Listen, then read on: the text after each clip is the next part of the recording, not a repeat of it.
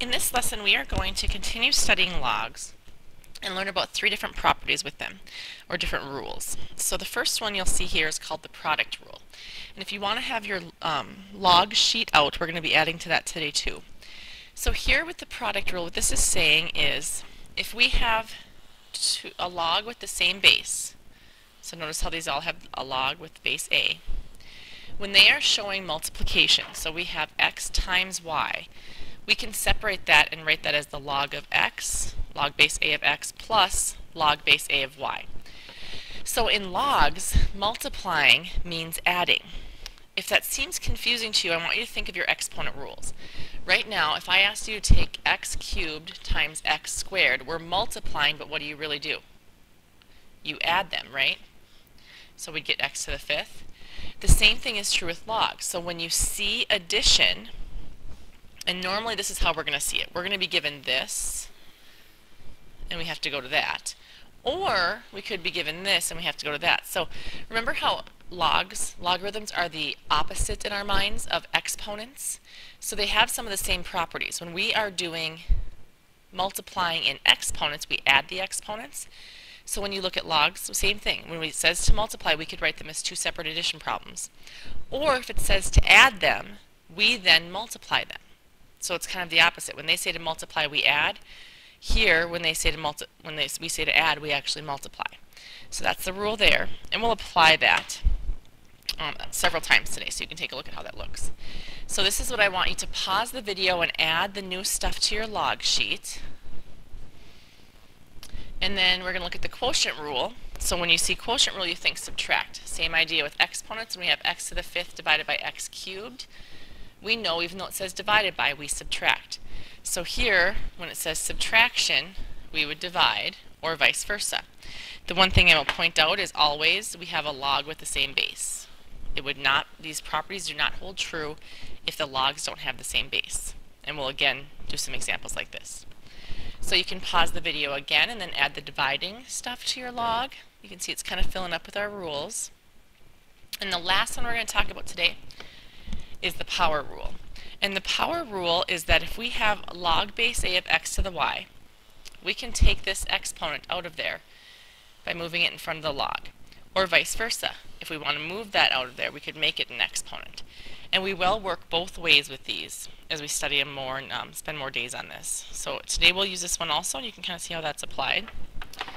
So you can pause the video again and add the power rule to our last little leg of the log here on the top.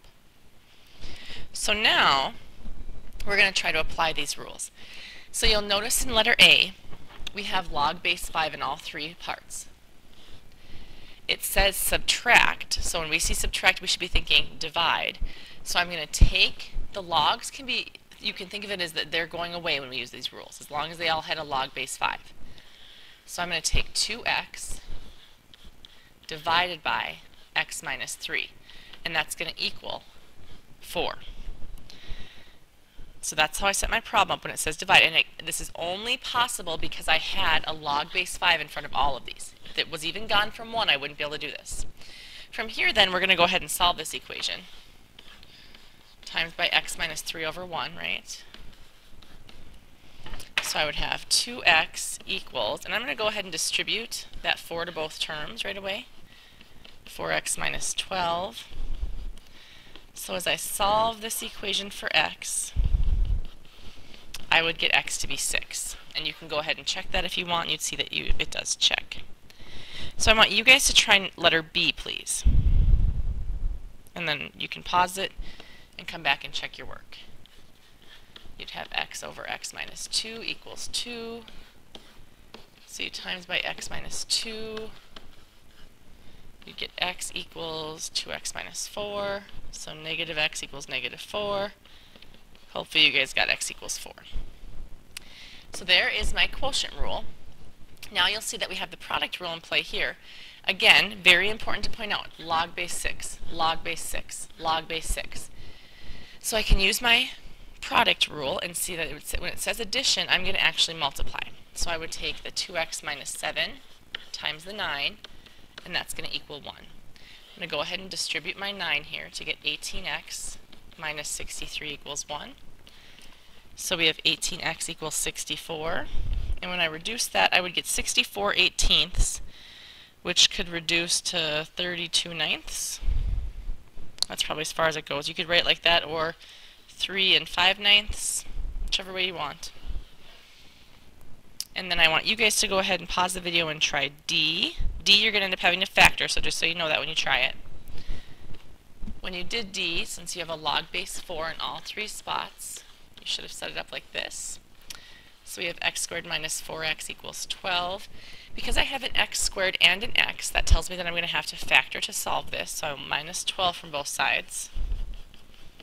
Or do the quadratic formula if that's what you prefer. And then I'd say factors of negative 12 when added together make 4. I get x to be 6 and x to be negative 2. If you remember from last week though, I can't have a negative with my logs, and so the only answer that checks is x equals 6. If I plugged in 2 for x, what would end up happening right here is I would have log base 4, or of negative 2. And that's not possible, so that's why that one doesn't work. It also sorry, I should start over. It was a negative I should have plugged in. Let's do that again. In either spot for x, if I plug in a negative, I have a negative log. In this case, it'd be log base 4 of negative 6, but even here, it'd be negative 2. So those do not check. Letter E then, we're going to apply our power rule. You notice that we have log base 2 here for both. What's holding me back is this 2 right here because I'm not quite sure what to do with it. So remember, my power rule does that. It moves my 2 so it becomes squared. So now, because I have a log base 2 on both sides, I can write x plus 1 squared, which I'm going to go ahead and write it out twice because I know I'm going to end up having to FOIL that out. So I have x plus 1 times x plus 1. When I FOIL this out, I get x squared plus 1x plus 1x plus 1. Remember, I'm distributing to both. And then I have equals negative x plus 5. So I'm going to add x and minus 5 from both sides to get my equation equal to 0. I'd have x squared plus 3x minus 4 equals 0. And then I go ahead and try to factor that. I'd have x plus 4, x minus 1. So x equals negative 4, and x equals 1. So if I look at plugging a negative 4 in there, would that check to see if I have a negative log? Well, a negative 4 here, negative 4 plus 1 is negative 3. But if I squared it, I'd get a positive 9, wouldn't I? The problem is, we need to check with our original problem. In our original problem, we hadn't applied the power rule. And so I do have a log base 2 of a negative 3 there. So make sure you realize that one does not check. So my only answer is x equals 1. I would probably check quick to make sure a 1 doesn't make my log negative. Like here I'd get a 4, so I'm fine. Here I'd get a 2, I'm fine. But there are times when plugging even a positive value in, especially with like something like a negative x here, could give you a negative, so it is good to always check those. Let's see, letter F. We have subtraction, but you'll notice we also have that big red 2 in front. So I'm going to first do the power rule here. And then because I have a log base 3 in all parts, see that log base 3? I'm going to use my quotient rule and I'm going to divide. So I would have 4x quantity squared divided by x equals 8. So as I solve this, I times both sides by x. I would have 16x squared equals 8x. And this is one we normally have a tough time solving. Oops, I'm sorry. Hold on, let me fix this. This one is one we sometimes have a tough time solving, just because we're not sure what to do. You still want to get your equation equal to 0. So I'd have 16x squared minus 8x equals 0. And then I'm going to take out the GCF of 8x. So I would have 2x minus 1. When I factor, I'm done factoring, so I set each factor equal to 0. Here I'd get x equals 0 and x equals 1/2. Now when I check this, I can't have a base of 0. If you remember, or a log of 0. Nothing when I take it to an exponent is going to equal 0 except to the 1, and so those aren't going to check when you plug that in. The one that is going to work though is the half. That one's going to check. This one, the other way you could have done this problem, and you would see that it wouldn't check then, is right here when I have 4x squared over x equals 8. You maybe would have reduced this right away and said, oh, I can just divide that, can't I? So then you end up with this, oops, sorry, hold on, let's square this first. You had 4x squared, quantity squared. So you would have maybe replaced that with 16x squared, and then I would reduce the x and the x. So you'd have 16x equals 8, and you'd still get x to be 1/2. So either way you do it, you end up with the same answer. Let's go on to G now. In this one you'll notice we have log base G in all of them. I do have a couple power rules, so I'm going to go ahead and take care of that. You'll see both of them, the 5 and the 2 moved. And then I see that I have subtraction, so I know I'm using my quotient rule. I'd have 3x minus 2 equals 2, or divided by, 2 to the 5th, equals x over 4 root 2 quantity squared. So I'm going to simplify this. It'd be 3x minus 2, 2 to the 5th is 32. And then when I square this fraction, remember you're squaring the top and the bottom. So x squared would be x squared. 4 root 2 squared is like this. 4 root 2 times 4 root 2, so I'd get 16 root 4, which is really 16 times 2, which is really 32. So these are both being times by, or divided by 32. So when I times by 32, my denominators are both eliminated. From here, because I have an x squared and an x, I'm going to get everything to one side. So I have x squared minus 3x plus 2. When I go to factor that, I'd get x minus 2, x minus 1. So x equals 2 and x equals 1. And I'm going to go ahead and make sure they both check. If I plug in a 2, would I get a negative? I'm going to go back to my original. Would I get a negative log it anyway? 2 here would be 6, that's a 4, nope, I'm good. 2 here, that's going to be positive. My other answer was 1. If I plug a 1 in, 3 times 1 is 3 minus 2, I get a 1, and it'd be positive, so I'm good to go. Both of these answers check. So this is the first time we've gotten 2 answers. Let's try letter H. Same idea, I have the power rule here with that 1/2 and 2, so I'm going to move those. They're gone, and I'm going to put the 1/2 right here and the 2 right here. Since I have a log base 7 in all 3 parts, and I have addition, I know I'm going to multiply. So I have negative 8x plus 2 times 4 to the 1/2 is the same as the square root of 4, isn't it? So really it's times 2. And if you want to put 4 to the 1/2 there and change that later, that's fine. And then I have x minus 4 quantity squared. So I'm going to have to FOIL out x minus 4 times x minus 4. When I distribute the 2, I get negative 16x plus 4 equals x squared minus 8x plus 16. So we'll go ahead and move everything to one side.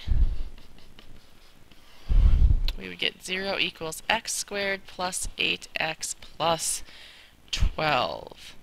When I go ahead and factor this, I would get x plus 6, x plus 2, so we get x to equal a negative 6 and x to equal a negative 2. Both my answers are negative, but let's see what happens when I check them. So if I put in a negative 6 up top here, negative 6 would be 48 plus 2, so I get a positive number.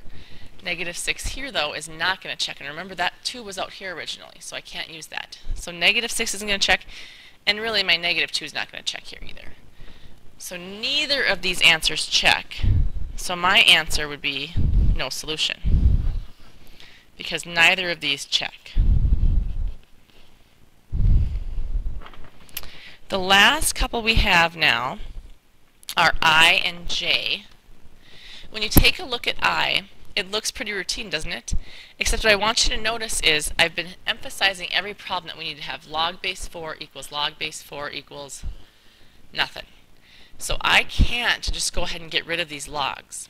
I can use my product rule and rewrite this as log base 4 of x times x minus 6 equals 2. I'm not getting rid of the logs because I can't use my property that allows me to get rid of those. There's not one in every spot. So from here, I'm kind of stuck on what I should do. If you remember in our last lesson, I said if you're ever stuck, what do we always want to do? We want to try changing forms. When you're stuck, change forms. So right now we're in logarithmic form. If I change to exponential, I'd have my base to the second, and then it equal x times x minus 6. Now, does that look like a problem I could solve? Hopefully you say yes. So in the red, my log, base 4 of x times x minus 6 equals 2, I was stuck. I wasn't sure what to do from here because I couldn't just set the x times x minus 6 equaling 2 because there wasn't a log base 4 in front of that 2. So then I change forms, and now as I move, I'm going to go ahead and distribute that x. This looks like something I could solve.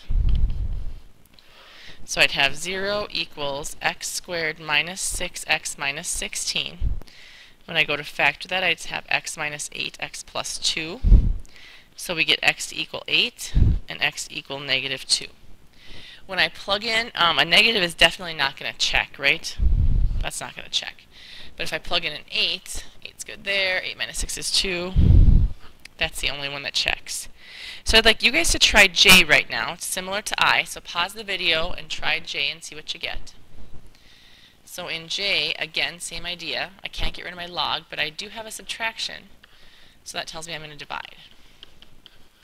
When I go to change forms, I'd have 2 cubed equals 4x times x minus 4. Remember, I can't, sometimes you might want to cancel those 4s or those x's, but remember it's part of an addition or subtraction, so I can't do that. So as I keep going, I'm going to multiply both sides by x minus 4 to get rid of that denominator. So I'd have 8 times x minus 4 equals 4x. Go ahead and distribute that 8. You get 8x minus 32 equals 4x.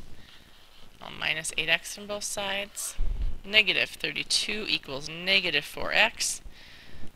So x equals 8, as you maybe could tell by the sneak peek down here apparently. I don't know where that came from. So when I get x equals 8, I would look up top and make sure that checked, and 8 would check in both spots. So there's your final answer. Lots of different properties and rules to work with today, but hopefully when you do a few on your own, they all kind of make sense. And let me know if you have any questions on them.